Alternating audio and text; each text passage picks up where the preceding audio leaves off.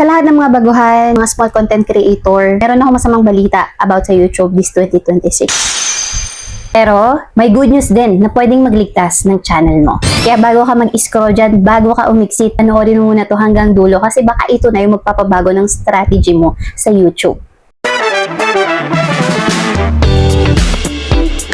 Hello mga creator! Welcome back sa aking channel. Kung bago ka dito, ako si Jem at nagbibigay ako ng mga tips para sa mga aspiring YouTubers. Mga ma'am sir, ikaw ba yung tipo ng creator na nag-upload ka ng video pero 23 views pa din, 40 views pa din after 2 days? Yung ipong pinaghirapan mo yung pag-i-edit, pinagpuyatan mo yung video tapos mama mo lang din yung nanonood. Grabe naman yung sa mama. Hindi lang yun, maliban dyan, pakiramdam mo ay invisible ka na sa algorithm. Nararamdaman mo din ba to this year, pagpasok ng 2026? Kung oo, mga ma'am sir, hindi ka nag-iisa. Maraming naglalabasan na balita ngayon, maraming mga creators yung nagsasabi na, patay na ba yung YouTube ngayong 2026? O baka naman, tayo lang yung hindi marunong makisabay.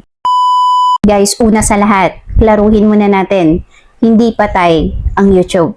Alam mo kung ano yung patay? Ito yung mga lumang strategy natin sa paggawa ng content na hindi naman nagwo-work. Kung noon-noon, pwede na yung upload tayo ng random videos. Okay lang yan kahit na walang hook. Kahit hindi na natin lagyan ng ganyan. Okay lang yan kahit walang retention. Basta makapag-upload tayo, basta consistent tayo. Okay na yan. Kahit hindi natin masyadong inedit. Hindi relate dyan. Okay na tong intro ko, hindi ko na to i-edit kahit na mahaba at saka walang sense. And then, babanatan mo na, hi guys, welcome back sa aking channel for 30 seconds. Wala na, nagsilayasan na yan. Kung noon, ginagawa pa natin yan. Hindi na po pwede yan, this 2026. Kung ayaw mong mabulok, umayaw na lang sa YouTube. Guys, sorry for the word, pero ngayong taon, ngayong 2026, napaka-brutal na ng kompetisyon dito sa YouTube dahil sobrang dami na ng magagaling na content creator. At isang swipe lang ng ating mga viewer, goodbye na sa ating mga video. That's the truth about YouTube this year. That's the reality. Hindi dahil masama yung content mo, hindi dahil pangit yung ating content, kundi dahil hindi ka na masyadong napapansin ng algorithm. So anong dapat natin gawin? Kailangan nating magpapansin. Next, pag-uusapan natin why small content creator feel like YouTube is dead. Bakit ba natin nararamdaman yan na parang patay na si YouTube? Mga ma'am sir, ito po yung mga dahilan kung bakit yung iilan sa atin iniisip na baka patay na si YT dahil nga hindi na masyadong pinapalabas, hindi na masyadong nire-recommend yung ating mga video. Unang-una, ngayong taon guys, aminin man natin sa hindi, mas mabilis nang maboring yung mga viewers, mga audience dito sa YouTube.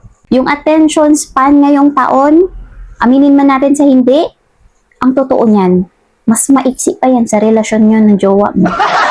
Sobrang iksi na lang. Kaya ang bilis maboard ng mga viewers and audience dito sa YT.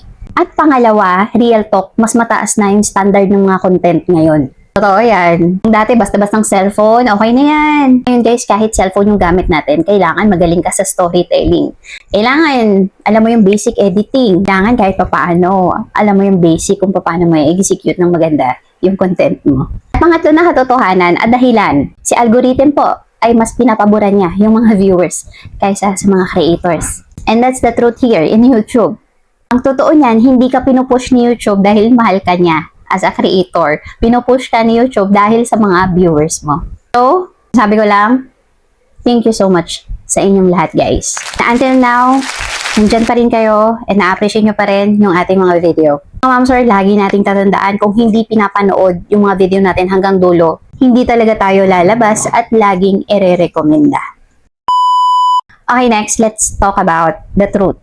The good news, may opportunity ba dito sa YouTube ngayon? Alam ko ito yung part na gusto mong marinig. Oo naman, may pag-asa pa. Ano ka ba? Actually, mas marami na nga mga opportunity na naglalabasan ngayon sa YouTube kaysa dati. Guys, pansin nyo ba noon, i-compare nyo ngayon, mas marami nang nanonood online. Noon, wala masyadong gumagamit ng YouTube, pero ngayon, ang dami nang gumagamit ng YouTube. Marami nang nanonood sa YouTube ngayon. Bakit? Kasi mulat na yung mga tao sa technology. Mulat na yung mga tao sa paggamit ng cellphone. Mulat na yung mga tao sa pag-o-online araw-araw. At pangalawa, alam nyo ba na mas marami ng niche or mga topic na pwede kang pasukin or gamitin dito sa YouTube. At alam nyo ba mga ma'am sir, mas maraming mga creators dito yung kumikita kahit na maliit pa yung audience. At kung gusto mong kumita dito sa YouTube, hindi dito paramihan ng sobra-sobrang subscribers. Pagalingan dito makakonect sa mga audience. Palaliman ng connection sa audience. And guys, kung meron kang 1,000 loyal audience, loyal viewers, mas malakas pa yan doon sa 100k na walang pakialam. 100k nga, ini-scroll lang naman yung mga videos mo. 100k nga, hindi naman nanonood. So, paano makakatulong yun sa pag-angat ng channel mo? Paano makakatulong yun para makasahod ka? I-compare doon sa meron kang 1,000 loyal na mga viewers. Makakasahod at makakasahod ka talaga. Okay, next, let's talk about what really works on YouTube this year, this 2026. Mga ma'am sir, kung gusto mong mabuhay ang channel mo this year, tandaan mo lang yung mga bagay na to. Sa paggawa ng video, lagi mo tatandaan na hook is everything. Always remember na kapag hindi mo nakuha kaagad yung atensyon ng viewers mo in 3 seconds, in 5 seconds, then you're done. Sunod, alam mo ba na mas importante at mas mahalaga yung storya mo kaysa dyan sa mga pa-effects mo? Mas importante pa rin yung kwento mo kaysa dyan sa mga transitions mo na parang pang pelikula. At lagi mong tatandaan na relatability wins. Nowadays kasi guys, alam yun, na-realize ko, alam niyo ba na mas gusto ng mga viewers, ng mga audience mo, yung creator na, alam mo yun, yung parang tropa mo lang, gano'n.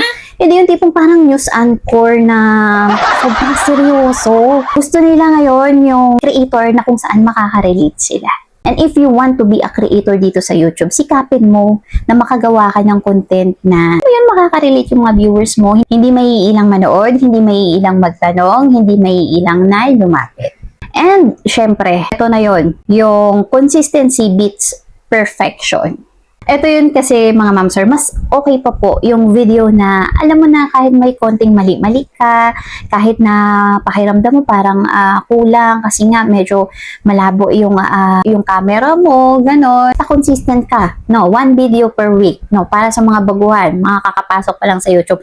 Kesa doon sa mag-a-upload ka ng 1 video per month. Kasi nga gusto mo perfect, ang tagal-tagal bago mo matapos kasi ayaw mong magkamali, gusto mo perfect ka agad. Pero ang totoo yung video na yon ay wala ka namang presence doon.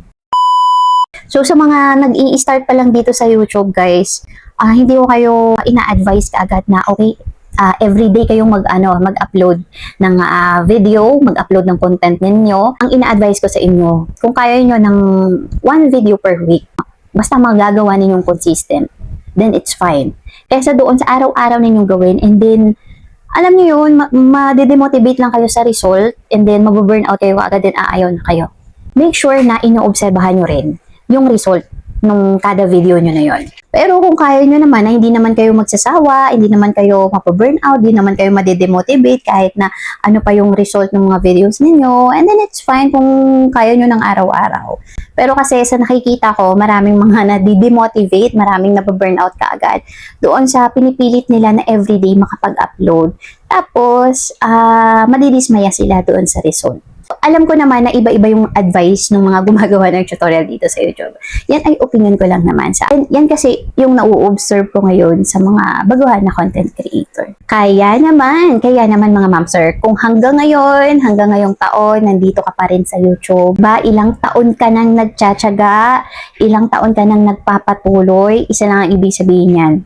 Ibig sabihin yan, seryoso ka sa journey mo. Kaya wag mong sayangin. Alam nyo, hindi madali maging creator ha.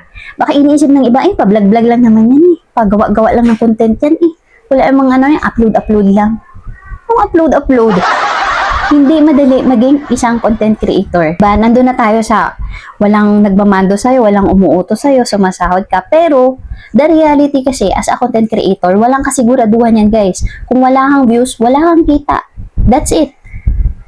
Ganon yun, di ba? Wala kang sweldo kung wala kang views. Pero, guys, alam mo yung pagkakaiba doon sa nag-succeed na creator kesa doon sa nag-quit. Yung isa na nag-adjust, sumasahod na. Yung isang nag-quit, yung isang sumuko na, yung isang tinamad, na burnout, walang nangyari. So, ayan, kakalaruhin natin. Again, patay na ba ang YouTube this year 2026? Hindi po. Ang tanong ko sa'yo, handa ka na bang mag-evolve? Handa ka na bang mag-grow this year? So, ayun guys, kung gusto mo ng mga ganitong video about YouTube growth, about YouTube algorithm, about creator journey, real talk creators journey, ayan, please like and subscribe. At i-hit mo na rin po yung ating notification bell para lagi po kayong updated sa ating mga bagong videos. So, ayan mga ma'am sir, mag-subscribe ka na kasi dito, hindi kita lulukohin, hindi kita paaasahin, instead, tutulungan pa kita. So, ayun, kita-kits tayo sa ating next upload. Pero before I end, shout out to my channel members. Shout out kila Sir Team Pasibol, kay Sir Kirk69, kung mahilig kayo sa mga Mobile Legends, ayan, gumagawa si Sir ng mga video niya. Kay Sir Leon Morales, na super supportive kahit ayaw sabihin yung kanyang main channel. Also, shout out kay Sir Izumo TV, ayan, about plants and animals naman yung mga content ni Sir. At kay Ma'am Provincianang Lakwachera, kung gusto nyo naman ng mala nature yung atake, yan yung mga content ni Madam. At kay Ma'am Jerfy Vlogs na matagal na rin pala dito sa YouTube. Kay Coloring Faf na bago nating member this month, shout out po sa inyo. Anyway guys, if you are interested sa mga ganitong content nila ma'am or sir about coloring arts, you can subscribe also on their channel. And once again, thank you so much sa inyong lahat. And of course, thank you so much sa mga bagong subscriber ng ating channel, sa mga loyal supporters natin, mga loyal viewers. Ayan na nandyan palagi sa ating comment section. Thank you so much sa suporta ninyo guys, na lagi kayong nandyan. Ayan, hindi ko alam talaga kung paano magpapasalamat sa inyong lahat. And I hope, I wish na lahat tayo ay sumakses dito sa mundo ni YT. So, ayan lang guys. Have a nice day. Thank you for watching and see you in my next video. Bye po!